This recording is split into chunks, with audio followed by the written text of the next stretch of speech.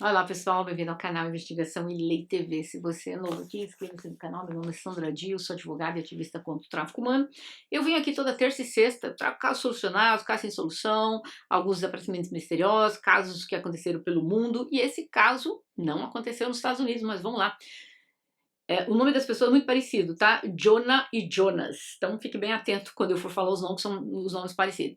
Jonah Hansen nasceu em 1989, desde muito jovem, na época dos fatos, tinha 25 anos, ela adorava cavalo. Ela é a Jonah. Ela passava o tempo todo montando o seu cavalo, cuidando dele. Ela viveu a infância dela numa pequena cidade no centro da Suécia. Jonah foi descrita como uma pessoa muito feliz, extrovertida, até um pouco infantil, mas divertida. Os professores dela perceberam que ela iria longe em tudo que ela quisesse seguir. Ela também tinha uma irmã que a admirava muito. No ano de 2000, ela se mudou para uma cidade no sul da Suécia, onde sua mãe se estabeleceu depois que se separou do pai dela. Mas mesmo depois do divórcio, ela continuou a ter um relacionamento com o pai dela, continuava se vendo, eles se davam muito bem, bem como com o novo filho da mãe dela. A amiga da Jonah disse que a Jonah era uma garota muito generosa, que ela geralmente deixava as outras pessoas se expressarem, não sendo dura com elas, mas ela também costumava ter um outro lado, um lado obscuro. Ela podia ser ao mesmo tempo muito durona e muito teimosa e, e às vezes uma pessoa muito doce. Jonah tinha um namorado fixo que tinha a mesma idade dela e se conheceram no ensino médio. O nome dele, Jonas. A Jonah se formou no ensino médio com honras, ela sonhava em ser veterinária ou médica, seu relacionamento com um namorado de longa data, que ela tinha na escola e tal. Eles tinham um relacionamento muito bom, eles eram muito próximos do outro, então o Jonas decidiu se mudar e morou brevemente com o pai antes de se mudar para o seu próprio condomínio, alguns quilômetros ao sul. Na primavera de 2010, começou a trabalhar como educadora. Ela conheceu este jovem, o tal do Jonas, e ela conheceu através de um amigo em comum no verão de 2013. Ela se apaixonou profundamente por ele. Nas gravações do tribunal, você vai poder ouvir dizendo que o Jonas era como ela dizia, era como uma droga para mim. O casal passou por um relacionamento intermitente por cerca de um ano. Durante o ano que passaram juntos, a Jonah ficou esperando o bebê. E o Jonas queria que ela não tivesse o bebê. A Jonah nunca pensou em ficar sem o bebê. No entanto, seus sentimentos ficaram extremamente magoados quando ela testemunhou a reação do Jonas quando soube que ela estava esperando o bebê. Algumas semanas depois, ela acabou tirando o bebê. Durante o período após o ocorrido, o Jonas agiu com muito amor com a Jonah. Ela se sentiu apreciada e adorada pela atenção. O Jonas se reconectou com uma companheira antiga dele, chamada Lovisa. Eles tinham uma história que remontava a 2008, quando ambos estavam na 10ª série, que estavam ali meio namorandinho em 2008. A Jonah não aceitou nada disso e pediu que ele parasse de falar com ela, porque era ex-namorada dele. Ele mentiu dizendo que ele não estava mais em contato com a Lovisa. Tá.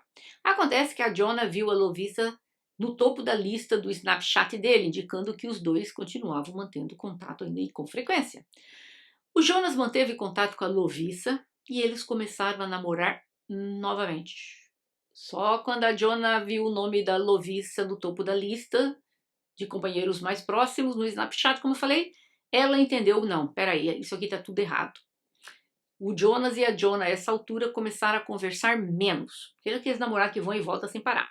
E a Jonah começou a reconhecer que o relacionamento provavelmente já estava terminado. Então ela começou a procurar outro namorado. Ela ia aos clubes, bares, encontrava homens que ela conhecia, mas nenhum deles era semelhante ao Jonah. Em uma noite, a Jonah acabou encontrando a Lovisa e o Jonas em um clube. Lá foi ela dançar, dar de cara com os dois. E ela os enfrentou. Ela disse ao Jonas que ele precisava escolher uma delas, mas disse que não, ele disse que não conseguia escolher entre elas. Pensando que estava confuso, estava tentando manter as duas próximas. 2 dias depois disso, a Jonah encontrou a Lovisa e o Jonah mais algumas vezes juntos em alguns pubs e alguns clubes, e eles sempre discutiam. A última vez que eles se encontraram foi tipo assim umas 3 semanas antes do ocorrido esse caso. A Jonah foi falar com o Jonas, mas ela disse que ela estava chateada, que ele tinha que escolher, que não aguentava mais isso e tal. E o rapaz, eu não sei qual das duas que eu gosto mais. Meu Deus do céu, tinha que sair correndo um cara desse, né? Enfim,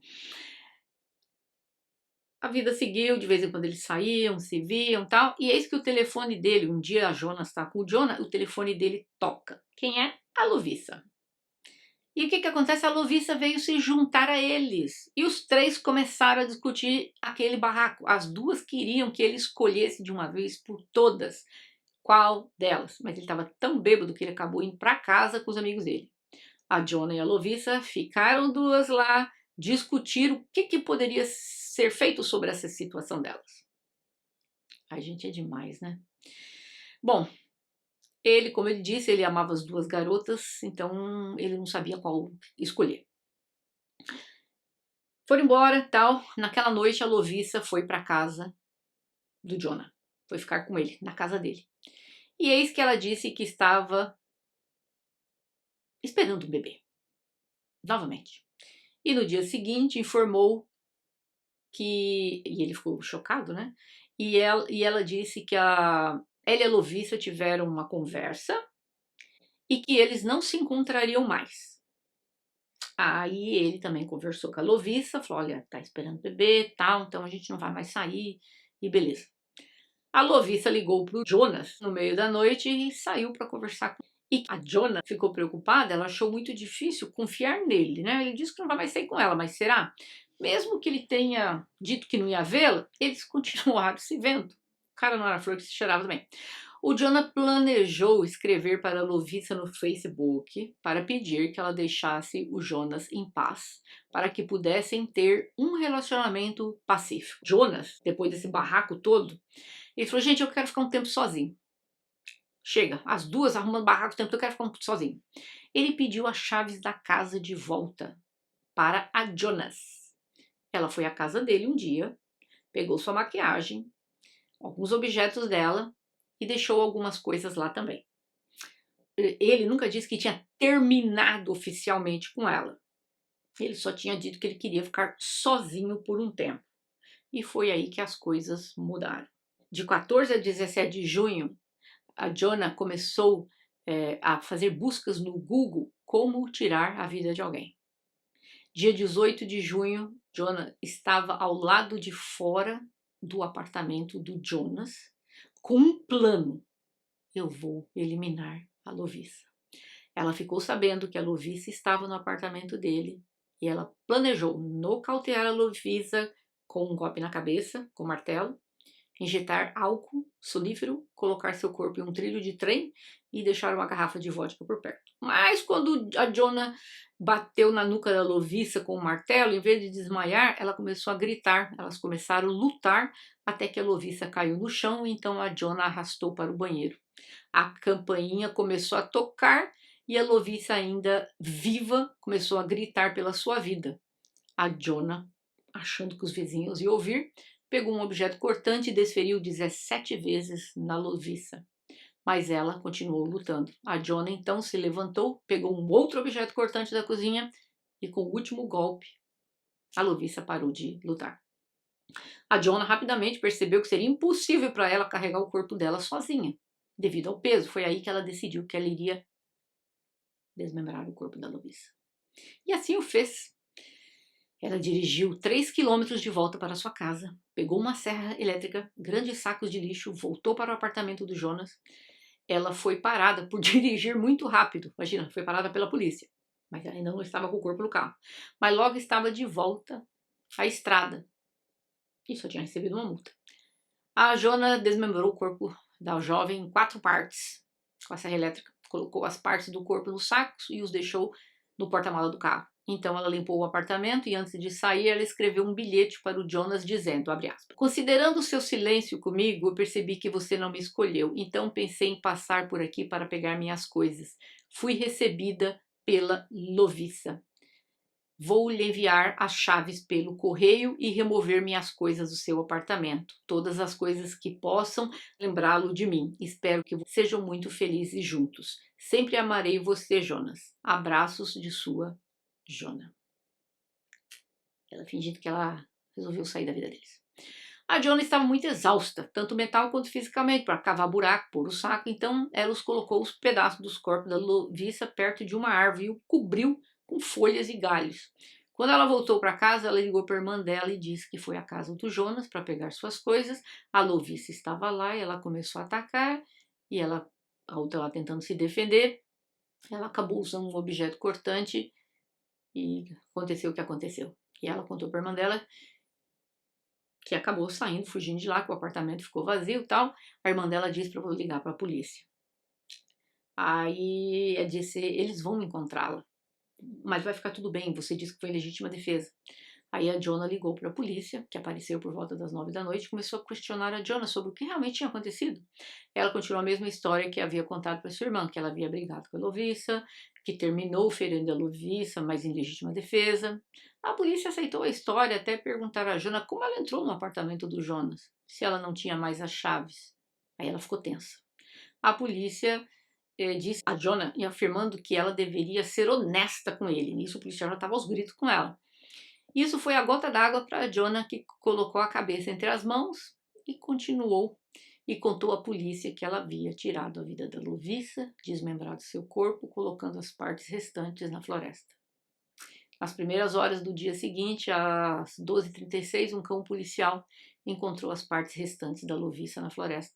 O policial percebeu que uma mão estava saindo de uma pilha de folha e as partes restantes foram levadas para passar para avaliação. Uma avaliação mais aprofundada pelos peritos.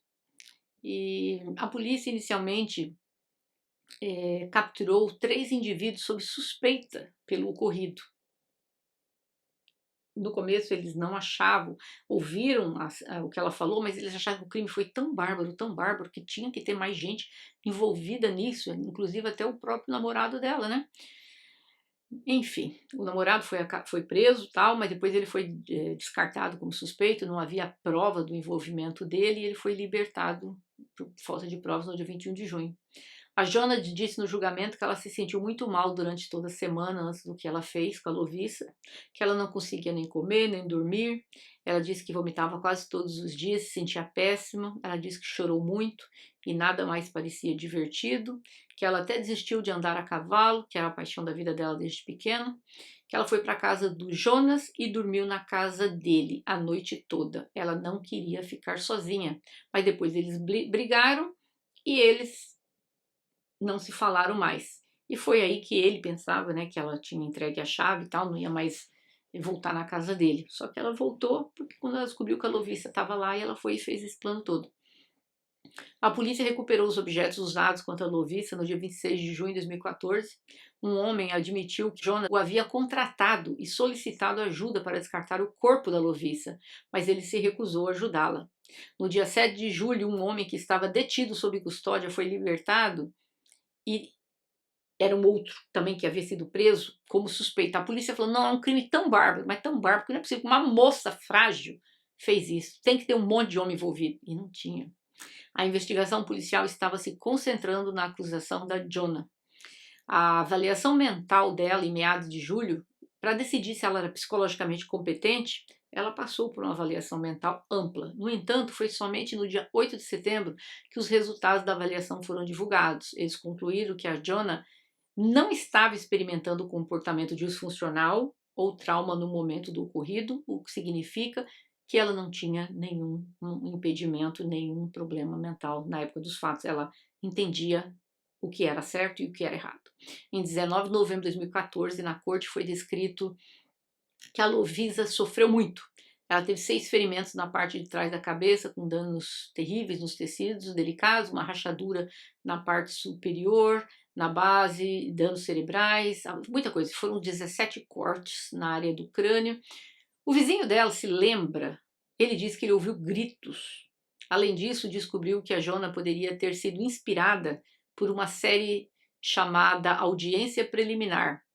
Nessa Audiência Preliminar, que é uma série que aconteceu em 2 de dezembro de 2014, era um caso parecido com esse, e eles acharam que talvez ela pegou a inspiração desse caso e resolveu praticar o crime. O tribunal decidiu pela sentença de prisão perpétua devido à gravidade do tratamento que a Lovisa sofreu em seus últimos minutos. Em 17 de dezembro de 2014, a Jonas, então com 25 anos, foi condenada a 16 anos de prisão e foi adicionalmente condenada por roubo. 16 anos, pior que o Brasil. Na sentença dela, revoltou todo mundo, né? Que ela tirou a vida da Lovisa e acontece que a lei naquela época não permitia uma sentença maior do que essa. Mas que vergonha, né? Que país é esse? Primeiro mundo de uma sentença de 16 anos era maior. Aí, em 8 de maio de 2014, entrou em vigor uma lei. Só que essa lei não se estendeu a ela, que seria a prisão perpétua. Então, ela se beneficiou de uma lei. Gente, estamos falando de 2014, estamos falando dos anos 1800. Como que um país até 2014 não tinha uma lei de prisão perpétua? O Código Penal sueco diz que qualquer indivíduo que tente ou tire a vida de uma outra pessoa deverá permanecer na prisão por pelo menos 10 anos e um máximo de 18 anos se a natureza do crime for extrema. E eles podem ser condenados à prisão perpétua. Antes disso, né, não podiam ser condenados à prisão perpétua, digo. Agora, o Código Correcional estabelecia que a sentença mais extrema seria de 16 anos, antes que a pessoa fosse qualificada para a liberdade condicional. E com uma nova lei, uma pessoa pode ser condenada à prisão perpétua sem a possibilidade de liberdade condicional. Mas, infelizmente, essa lei não se estendeu a Jonah. Jonah está atualmente cumprindo prisão, né, pelo que ocorreu. Ela se recusou a fazer os testes para saber se ela tinha entorpecentes e tal. Mas acontece que nada disso. E aí ficou sabendo que ela se apaixonou por um presidiário, isso mesmo, um homem. Não entendo como é que esse homem estava na prisão das mulheres. Ela começou a enviar cartas declarando seu amor pelo preso. Como ele não retribuiu seu amor, ela mandou a carta dizendo que o mandaria alguém para machucar o irmão mais novo dele. Que coisa, hein? O preso pegou uma ordem de restrição e não teve mais notícias dela. Uma jovem bonita, de aparência inocente, sem antecedentes criminais, quando você olha para ela, você percebe que o mal pode enganar qualquer um. Se você não conhecesse essa moça, profundamente, você jamais diria que ela tinha um passado, ideias, né, meio obscuras. A maioria das pessoas pensaria que não tinha nada a temer. A expressão em seu rosto, as fotos tiradas poucas horas antes de descartar o corpo desmembrado na floresta, era uma garota que parecia estar longe de ser sinistra. Minhas considerações. Esse crime poderia ter sido evitado? Obviamente que poderia, né? Vamos começar ali. Gente, não é meu lugar, nem o de vocês aqui, culpar o que aconteceu com a vítima. A vítima já perdeu a vida, não está aqui para se defender, então não vamos atacá-la, mas vamos aprender com o caso. Em primeiro lugar, você está com um homem, e esse homem está com você, está com a outra, está com você, está com a outra, e você ainda disse para ele, você tem que decidir qual das duas. Para mim, só de fazer essa pergunta já prova que você já perdeu o autorrespeito por você, que você já perdeu qualquer coisa que você possa ter em relação a você. Autoestima, autorrespeito, já foi pro buraco, né? Para você ter que pedir pro cara escolher. Muito bem. E aí o cara ainda vem e diz não sei qual das duas. E aí elas, não, mas você tem que escolher. Gente, pelo amor de Deus, o que é isso? Aí você pensa, mas isso é muito raro de acontecer. Não, não é muito raro, não. Eu lembro muito bem na minha época de 17, 18 anos. Eu tinha muitas amigas na escola que tinham essas coisas. Uma brigaiada de namorado que ficava com uma com outra, com uma com outra, e elas dando ultimato, você tem que escolher, você fica com ela, você fica comigo. Para começar, ele não gostava de nenhuma das duas, né? Mas segundo ele gostava da mesma proporção, que pra mim não gostava nada. Esse amor de uma única. Você fica com um homem, que ele fica o tempo todo com uma outra, e volta pra você, e volta pra outra, e depois fica com as duas, não sei o quê. Pra começar, essas moças, se elas tivessem autoestima considerável, autorrespeito, elas teriam saído da vida dele. Acontece que a Jonah, tudo leva a crer que ela é uma psicopata. Tirar a vida de alguém é algo terrível, mas desmembrar o corpo de alguém, isso só atinge o patamar de um psicopata. Não tem outra explicação. E vocês viram que mesmo presa, quando o cara lá disse que não queria nada com ela, ela disse que ia mandar alguém feriu o irmão dele. Então, claramente, uma pessoa que tem uma mente perturbada. Então, para começo de conversa, se alguém está numa situação como essa, não tem que ficar pedindo pro cara escolher, não. Gente, eu tô cansada de ver casais que a mulher tá casada, o cara trai, aí a mulher descobre, e a mulher, você tem que escolher ela ou eu. Não tem que escolher coisa nenhuma, minha filha. Você tem que abrir a porta, dar um pé nele e mandar ele embora. Você tá amando sozinha. Isso é amor de mão única. O homem que não sabe ser fiel, não se dedica à esposa e fica pulando o cerco o tempo todo e você fica aí perdoando. Perdoando pra quê? Porque você gosta dele? Eu ouço muito das testemunhas, das vítimas que eu faço os casos delas aqui, são vítimas de violência doméstica. Eu pergunto, por que você não o deixou? Ai, porque eu amo tanto. E só isso é suficiente pra você? Basta você amar o cara e tudo bem? Você continua com ele? Isso é amor de mão única, gente. A vida da gente é mais do que isso. Amar sozinha. Cai fora. Você tá num relacionamento desse, o cara tá te traindo, dá um pé, manda passear. Não vamos ficar aqui agora defendendo, ai, perdoar é divino, sublime. Não, isso você me desculpa, é quem quer levar o apelido de corna. Não tem outra explicação pra mim. É a minha opinião. Dei, pronto. Muita gente vai me odiar por isso. Mas é coisa que eu não perdoo. Não perdoo. Sabe, tem tantas famílias aí que marido vive traindo e é um tal de perdoa, perdoa. O que você precisa fazer se você está dentro dessa situação é procurar ajuda psicológica. Você precisa desenvolver autorrespeito. Quando você não tem respeito próprio, você não consegue nada na sua vida. Você não pode dar o que você não tem. Então, é difícil você dizer que você ama uma pessoa quando você não respeita a si próprio. Porque a primeira pessoa que você tem que amar é a você mesmo, não é verdade? Se você não consegue ter esse amor por você, que amor é esse que você está dizendo que você tem por ele? Você não tem, minha querida. Isso é dependência, codependência. Procure aí no Google, codependência. E procure ajuda psicológica. E eu quero ouvir a opinião de vocês. Vocês já perdoaram alguém que fez algo semelhante? Nos vemos e até mais.